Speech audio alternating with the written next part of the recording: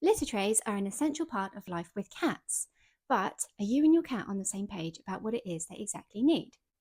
Find out as I take you through what we want to provide for our cats compared to what they actually want. So cute. So, firstly, is people want a tray that's out of sight, out of mind, and a cat wants a convenient tray that's not difficult to find. So, what that looks like is that we want a tray that's far away from our living areas. So, if you spend most of your time in the living room or in the bedroom, then the trays tend to not be in these areas and they tend to be in a kitchen or a utility room or upstairs in a bathroom. So, I totally get the reason for that. Obviously, we don't want to live around where your cat's weeing and pooing. However, we don't want to make it difficult for the cats to get there. So, if your cat spends most of their time on the top floor, then it's probably a good idea to have a litter tray on the top floor so they're not having to come all the way down the house just to have a wee. That's particularly the case if you have a stressful household or a household that your cat finds stressful at least. So, if you have other cats that they don't get on with, or if you know that they're scared of like the washing machine and other things in your home, then have a think about placing a litter tray away from those places. Like I say, that is convenient and it's easy for them to find. I would also just throw in here that it is important that they do have a tray. Like in an ideal world, we'd all, as people, rather throw the trays out the window and have the cats wee outside because no one wants to live with a litter tray out of choice. But for me, every cat should have a litter tray just so that they have the choice to go outside if they want to, but there's always a safe toileting area inside too. Secondly, is that we like trays that are hidden away, they look tidy, and they don't sort of stand out. It doesn't look like a litter tray. Whereas your cat just wants a tray that's easily accessible. So, what this looks like is that we tend to choose the trays that have high sides, and those ones that have like a top opening where the cat has to jump up and over. They're amazing for keeping the litter in, but you're not going to have litter tracked everywhere for the most part. And those ones that are hidden inside cabinets and cupboards, like obviously no one would know that you had a litter tray in there. Plus, it disguises the smell. So I get the appeal, but each of these are quite challenging for your cats to get into, particularly if they are older or they have any mobility issues, because it's just not convenient. It's just not easy, and you're adding in obstacles for them easily using it.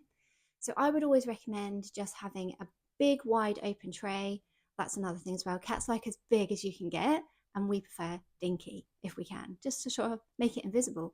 So the ideal recommended size of a tray is 1.5 times the length of the cat, not including the tail.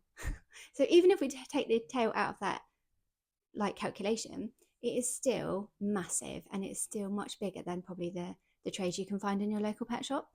So always go on the bigger side.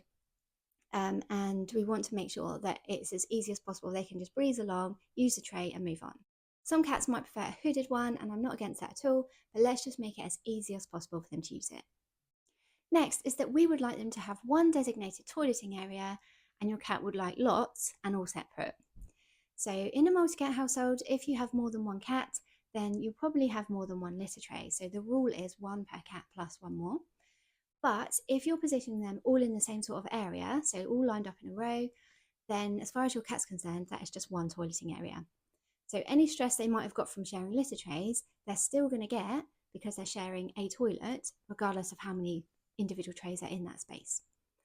So let's keep to the rule of one cat per cat plus one, but separate them out throughout the territory.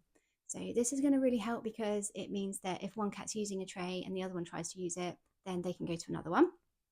But also it does make it more convenient that they don't have to traverse all the house to get to the one single place to pee. They can go wherever it's convenient.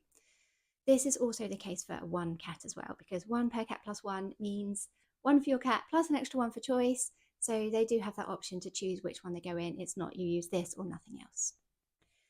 Finally, is that we like it clean and your cat likes it clean, which I know is so silly, but what I mean by this is that we like to use things that smell good to us and that are convenient for us. So, for example, a scented litter. These are designed specifically for us, not for your cat, like lavender scented or cotton fresh. And obviously, your cat at best is going to ignore this and not care, but at worst will find this aversive and might even stop using the litter tray altogether. So, I'd avoid scented litters.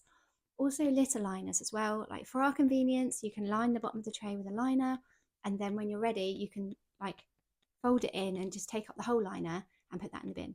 So I get the appeal, but these liners are going to make it more difficult for your cat to use. Like, they can be annoying, they can be uncomfortable to walk on, they can be noisy, and they can get their claws stuck in them as they're like raking around. So we're adding things in that are going to make it more difficult for our cats to use the trays for our convenience. So sack off the liners and don't use unscented litter. And a personal bugbear on this note is non-clumping litter. Like, I know it works fine in lots of scenarios, but what I see and what the risk is that lots of people will dump loads and loads of non-clumping litter in the tray, scoop out the poos every day, but then leave that non-clumping litter to absorb all the wee, and then just change it whenever they want to. So sometimes it's like once a week. And for a cat, if their wee's been sitting there for a whole week, you can imagine why they would find that aversive, even if we don't. So my ideal in terms of cleaning is using a clumping litter, scooping the clumps of wee and poo twice a day. So then from our cat's point of view, they've got a clean tray at least twice a day, and it's clean and fresh and ready to go.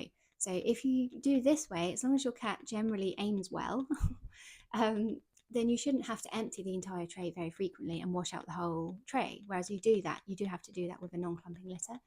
So it's actually more convenient to use a deep amount of clumping litter and scoop the wees and poos twice a day, because the rest of the tray will stay much cleaner and you won't have to completely empty it out so frequently. And your cat has a sparkly clean tray twice a day, every day, rather than just once a week where it's nice and clean and then having to wait for it to be cleaned again a week later. Let me know if you and your cat are on the same page when it comes to litter trays. And let me know if you've had any issues in the past and what helped to resolve it. Don't forget that if your cat is starting to pee outside the tray, speak to your vet in the first instance, because you might find that there's a medical issue underlying that we want to get resolved nice and quickly. Don't forget to watch this video, which is about how to stop cats pooing in your garden, and I will see you next time for another video. Take care. Bye. Hello. Woken up. Cutie. So cute. So cute.